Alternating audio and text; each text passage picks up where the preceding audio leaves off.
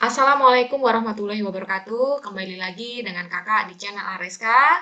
Kali ini kakak akan membahas pertanyaan dari Rizky tentang bagaimana cara menggambar grafik fungsi kuadrat.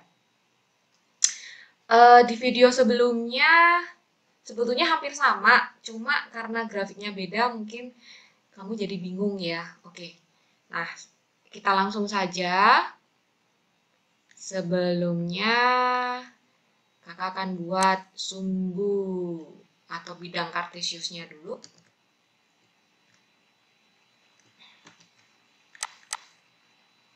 Sumbu begini ya. Oke.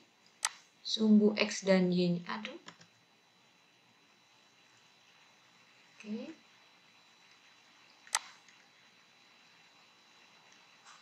Sorry, ini sama. Nah.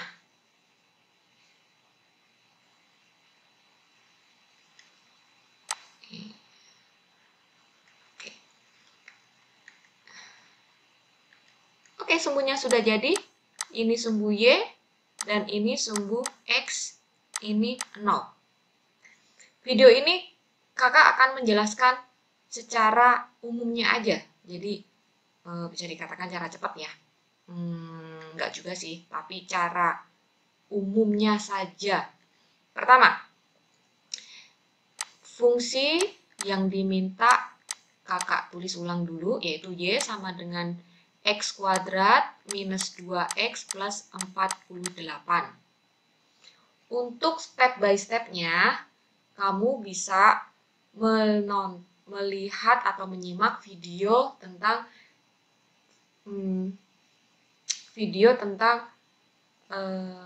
cara menggambar grafik fungsi kuadrat step by step. Nah, yang sekarang ini umumnya saja. Pertama,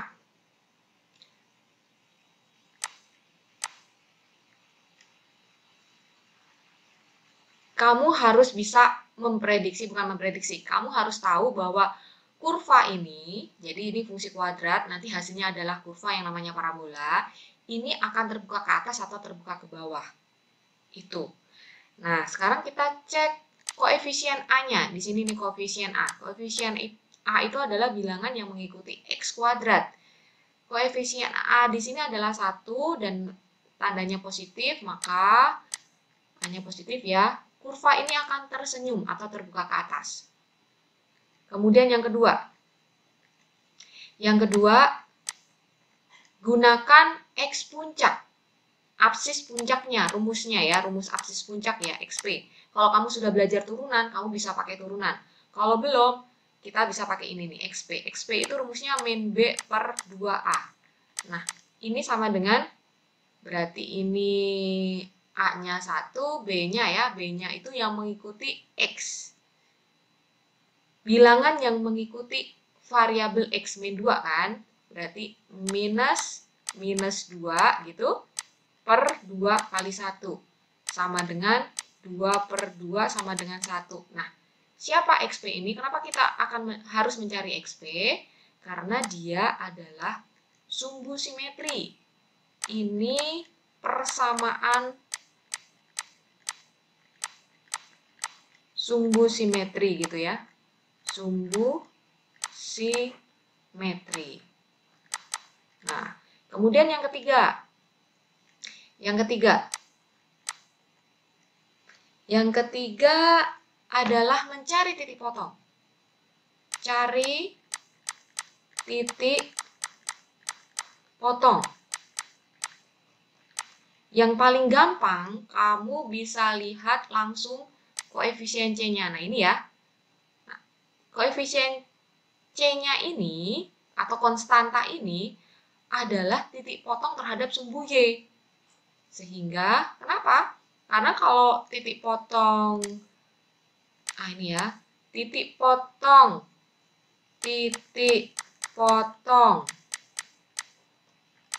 sumbu Y, syaratnya X sama dengan 0. Nah, kamu masukkan saja nilai X sama dengan 0, maka ketemu Y-nya sama dengan 48. Sehingga kamu akan mendapatkan titik 0,48. Nah, inilah titik potong terhadap sumbu Y. Atau kamu bisa langsung lihat koefisien C-nya. Ini adalah titik potong sumbu Y-nya. Nah, dari sini kita bisa memprediksi kira-kira gambarnya seperti apa. Langkah pertama, terbuka ke atas ya. Kemudian yang kedua, kurva ini akan memotong sumbu Y di 48. Di 0,48. Kita beri di sini 48. Oke, kemudian kamu gambar persamaan sumbu simetrinya nih yang X sama dengan 1. Di sini kamu peroleh nilai X sama dengan 1. Nah, gambar garis X sama dengan 1. Ini angka satunya di sini. Ya. Nah, berarti X sama dengan 1, kamu bikin garis yang sejajar dengan sumbu Y yang melalui 1,0 gitu. Angka satunya biar enggak. Nah, gitu. Lalu, nah, sudah kebayang ya, sudah mulai kebayang ya kurvanya kayak apa ya, kurang lebih begini nih. Gitu. Nah, sekarang kita cek nih nilai diskriminannya yang keempat. Ya, kita cek ya. Kok nggak perlu nggak cari titik potong terhadap sumbu X? Boleh, tapi kalau hanya diminta untuk menggambar, nggak usah. Oke ya, nah untuk tahu aja, berarti ini kakak tulis, maka B ya, cari titik potong ya. Yang B, kalau titik potong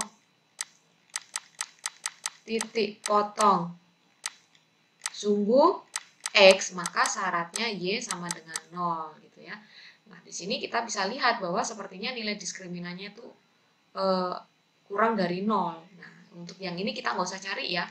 Kita langsung cari menentukan diskriminannya dulu. Untuk apa kita menentukan diskriminan? Untuk mengetahui bahwa kurva ini akan memotong sumbu X atau menyinggung sumbu X gitu ya.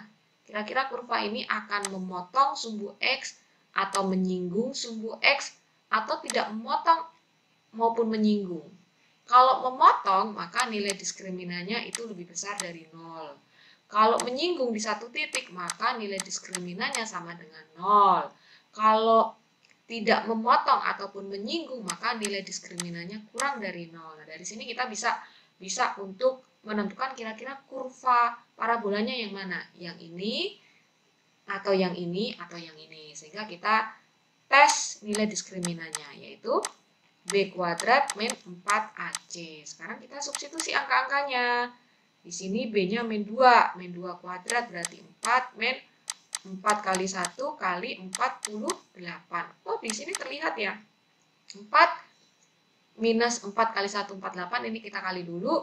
Wah, dari sini udah kelihatan bahwa hasilnya minus. Nah, sehingga kalau minus, maka parabolanya tidak memotong maupun menyinggung. Sehingga kita bisa sehingga kita bisa menggambarkan si parabola ini begini. Nah, gitu ya, ini kok nggak oke.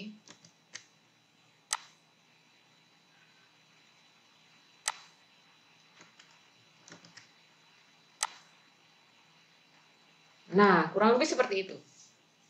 Tinggal bagaimana cara menentukan titik puncak gitu ya. Nah, ini titik puncaknya nih ya. Titik puncaknya. Nah, kamu sudah tahu kan titik puncak absisnya adalah 1 gitu ya. Berarti tinggal mencari pasangannya si Y. Bagaimana mencari pasangannya? Mencari pasangannya adalah substitusikan X sama dengan 1 ke kurvanya. Untuk mencari pasangannya, substitusikan nilai X sama dengan 1 ke kurva. Teng, gitu ya. Kita substitusikan, berarti Y sama dengan 1 min 2 tambah 48. Sama dengan min 1, ini min 47. Oke. Berarti min 1 tambah 48, 47 ya. Berarti di sini 47. Nah, sehingga kalau ditanya titik puncaknya adalah 1,47. 7. Selesai. Beginilah cara menggambar grafik fungsi kuadrat. Apapun bentuk kurvanya, gunakan step seperti ini. Jadi, kakak ulangi. Yang pertama, kamu harus bisa memperkirakan kurva ini akan terbuka ke atas atau terbuka ke bawah, gitu ya. Kemudian yang kedua, cari persamaan sumbu simetrinya. Ini persamaan sumbu simetri, fungsinya apa? Fungsinya adalah untuk membuat kurva. Jadi gini, kalau ada persamaan sumbu simetri, berarti kamu tinggal menggambarkannya lebih mudah.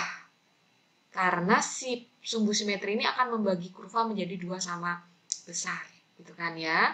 Kemudian yang kedua, cari titik potong sumbu Y-nya. Nah, kamu tinggal lihat koefisien C-nya. Berarti di sini. Kemudian yang ketiga, tentukan nilai diskriminannya. Dia lebih besar, sama dengan, atau kurang dari. Demikian cara menggambar grafik fungsi kuadrat. Terima kasih buat pertanyaan kamu, Rizky. Sampai ketemu di video-video selanjutnya dan pertanyaan-pertanyaan selanjutnya. Jangan lupa, kalau kamu merasa video ini bermanfaat, berikan like, kemudian kasih komen, dan subscribe. Terima kasih. Wassalamualaikum warahmatullahi wabarakatuh.